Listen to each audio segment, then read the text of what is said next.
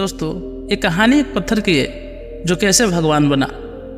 कई बार जब लोग जीवन में काम करना शुरू करते हैं तब उन्हें बहुत ज़्यादा दर्द होती है, तकलीफ़ होती है, उन्हें बहुत ज़्यादा मेहनत करना पड़ता है और ये बात उनसे बर्दाश्त नहीं हो पाती।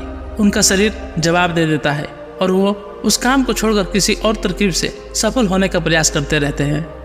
लेकिन याद रखिएगा, इस प्रकार से कोई भी व्यक्ति जीवन में सफल नहीं हो पाता, क्योंकि सफलता का मार्ग मेहनत, दर्द और तकलीफ से होकर गुजरेगा और यह आपको सहना ही पड़ेगा। तो इसके लिए आप हमेशा तैयार रहिए। तो चलिए दोस्तों, इस बात को एक कहानी के माध्यम से समझते हैं। दोस्तों, वीडियो पसंद आए तो लाइक एंड शेयर जरूर कीजिएगा। एक बार की बात है, एक मूर्तिकार अपने घर से पत्थर की मूर्तियाँ बनाने के लिए निकला। वह मूर्ति बनाने के लिए बहुत ही उत्सुक था, क्योंकि उसने अभी नया नया काम सीखा था। वो रास्ते में चलता जा रहा था और सोच रहा था कि आज मैं अपनी शुरुआत एक भगवान की मूर्ति बनाकर करूँगा। उसे कुछ ही दूरी पर एक पत्थर का सिरा दिखा और उसके पास बैठ गया। उसने अपने झोले से छेनी और हथौड़ी निकाली और जैसे ही वो छेनी पर अपना हथौड़ा चलाया, वो पत्थर चिल्लाने लगा और कहने लगा कि ये क्या कर रहे हो, मुझे इतना क्यों मार रहे हो। वह मूर्तिकार डर गया। उसने सोचा, यहाँ पर तो मेरे और इस पत्थर के अलावा कोई और है ही नहीं, फिर ये आवाज़ किसकी है। मूर्तिकार ने उस पत्थर से कहा, क्या यह तुम हो जो मुझसे बात कर रहे हो। पत्थर ने बोला, हाँ, यह मैं ही हूँ जो तुमसे बात कर रहा हूँ। मुझे इतना क्यों मार रहे हो, मुझे बहुत दुख हो रहा है, तकलीफ हो रही है, पीड़ा हो रही है। मुझे अपने हाल पर छोड़ दो और यहाँ से चले जाओ। मूर्तिकार ने उस पत्थर से कहा, मुझे बहुत अच्छे से पता है कि तुम्हें बहुत ज़्यादा दर्द हो रहा है, तकलीफ हो रही है और तुम बहुत ही ज़्यादा पीड़ा में हो। लेकिन यदि आज तुमने इस दर्द को नहीं सहा, इस तकलीफ को नहीं सहा, तो जीवन भर तुम्हें ही इसी प्रकार से पड़े रहोगे। और अगर आज तुमने इस दर्द को सह लिया तो मैं तुम्हें भगवान की ऐसी मूर्ति का रूप दूंगा जिसकी लोग पूजा करेंगे, फल फूल और प्रसाद चढ़ाएंगे। लेकिन इसके लिए तुम्हें दर्द तो सहना ही पड़ेगा। मुझे पता है कि तुम में आगे बढ़ने की अपार संभावना है। तुम एक बहुत अच्छे पत्थर हो, लेकिन यदि तुम इसी प्रकार से रहोगे तो कभी भी आगे नहीं बढ़ पाओगे। इतना कहकर मूर्ति का औजार उठाया ही था कि पत्थर फिर से चिल्लाने लगा, गिड़गिड़ाने लगा, विनती करने लगा कि मुझे अपने हाल पर छोड़ दो। मुझे पता है कि जीवन के लिए कौन सी चीज़ सही है और कौन सी चीज़ गलत है। मुझे बहुत ज़्यादा दर्द हो रहा है, अब मैं इस तकलीफ़ को बहुत ज़्यादा नहीं सह सकता। मैं जिस हाल में हूँ उसी हाल में छोड़ दो और तुम यहाँ से चले जाओ। उस मूर्तिकार ने फिर से उस पत्थर को समझाने की कोशिश की, ज़्यादा धीर मत बनो और अपने सब्र को बनाए रखो। थोड़ी देर और इस दर्द को सहो। यदि इस दर्द को सह लिया तो मैं भगवान की मूर्ति के रूप में तुम्हारी स्थापना कराऊंगा और फिर दूर दूर से लोग तुम्हारी पूजा करने आएंगे और पंडित एवं सभी लोग तुम्हारी सेवा करेंगे। लेकिन पत्थर ने उस मूर्तिकार की एक भी बात नहीं मानी। वो चिल्लाता रहा और अपनी बात पर अड़ा रहा। मूर्तिकार ने उस पत्थर को समझाने की बहुत कोशिश की, लेकिन वो पत्थर नहीं माना और मूर्तिकार भी थक चुका था और वो उस पत्थर को छोड़कर आगे बढ़ गया। थोड़ी ही दूर जाकर देखा कि एक और बहुत ही अच्छा पत्थर पड़ा हुआ है। उसने छेनी और हथौड़ी उठाई और उस पत्थर को मूर्ति बनाने के कार्य में लग गया।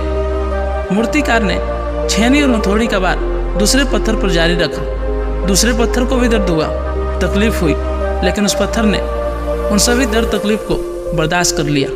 और देखते ही देखते थोड़े समय के बाद उस पत्थर ने भगवान की मूर्ति का बहुत ही सुंदर रूप धारण कर लिया।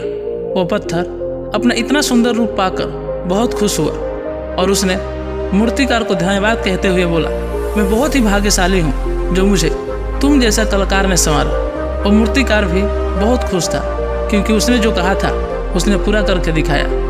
कुछ दिनों के बाद उसी गांव में एक मंदिर का निर्माण हुआ और उसमें मूर्ति का स्थापना करने के लिए गांव वाले सोच रहे थे कि इसमें मूर्ति का स्थापना करने के लिए मूर्ति कहाँ से लेकर आए। तभी वो मूर्तिकार वहाँ पर आया और उसने कहा कि मैं अभी कुछ ही दिन पहले यहाँ से कुछ ही दूरी पर एक बहुत ही सुंदर मूर्ति बनाई है। आप लोग उसे जाकर देख ले, वो आपको जरूर पसंद आएगी और उसकी स्थापना इस मंदिर में कर दे। वह बहुत ही सुंदर पत्थर की बनाई गई मूर्ति है। थोड़े दिन बाद उस मूर्ति का उस मंदिर में स्थापना हो गई। धीरे धीरे करके लोग वहाँ पूजा पाठ करने लगे। लोगों की मन्नतें वहाँ से पूरी होने लगी और वो मंदिर बहुत ही ज़्यादा प्रसिद्ध हो गया।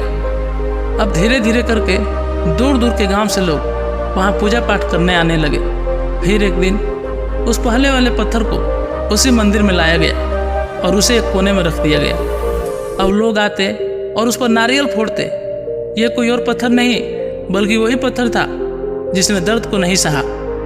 वो पत्थर बोला और उस मूर्ति वाले पत्थर से कहा कि तुम्हारा जीवन कितना सुंदर है, कितना अच्छा है। लोग तुम्हारे पास आते हैं, पूजा अर्चना करते हैं, तुम्हें नहलाते हैं और तुम्हारे सामने प्रसाद भी चढ़ाते हैं। और एक मेरा जीवन है, मुझ पर सिर्फ लोग नारियल ही फोड़ते हैं। मुझे बहुत दर्द होती है, मुझे बहुत तकलीफ होती है, मुझसे ये दर्द सहा नहीं जाता।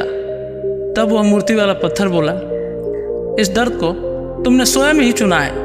अगर तुम उस दिन उस मूर्तिकार की बात मान लेते और उस दिन थोड़ी सी दर्द सह लेते तो आज जिस जगह पर मैं हूँ शायद इस जगह पर तुम होते, और जिस जगह पर तुम हो शायद उस जगह पर मैं होता। आज लोग तुम्हारी पूजा अर्चना कर रहे होते। अब वह पत्थर मन ही मन बहुत ज़्यादा पछता रहा था, दुखी हो रहा था और अपने मन से कह रहा था कि काश मैंने उस दिन उस दर्द को, उस तकलीफ को सह लिया होता तो आज लोग मेरी भी पूजा करते। इसलिए आप भी अपने जीवन में हमेशा याद रखिएगा कि जब भी आप अपने करियर की शुरुआत में किसी काम को कर रहे हो, पढ़ाई कर रहे हो या कोई भी काम कर रहे हो और उसमें आपको दर्द हो रहा है, तकलीफ हो रही है, ज़्यादा मेहनत करना पड़ रहा है, तो आप रुकिएगा मत, किसी और रास्ते की शुरुआत मत करिएगा। क्योंकि कोई और रास्ता आपको सफलता नहीं दे सकता। आपको उस दर्द को, उस तकलीफ को सहना ही होगा और उस दर्द को, उस तकलीफ को सहकर आप ज़्यादा मजबूत बनेंगे और तभी आप अपने जीवन में आगे बढ़ पाएंगे। और जीवन में हमेशा याद रखिएगा कि आपको पहले पत्थर की तरह नहीं बल्कि दूसरे पत्थर की तरह बनना है। यदि ये कहानी आपको पसंद आई हो तो ऐसे और कहानी देखने के लिए इस चैनल को सब्सक्राइब कर हमारे इस परिवार से जुड़ सकते हैं और इसे एक कदम आगे बढ़ाने में अपना बहुमूल्य योगदान अवश्य दें। हमें बहुत खुशी होगी। धन्यवाद।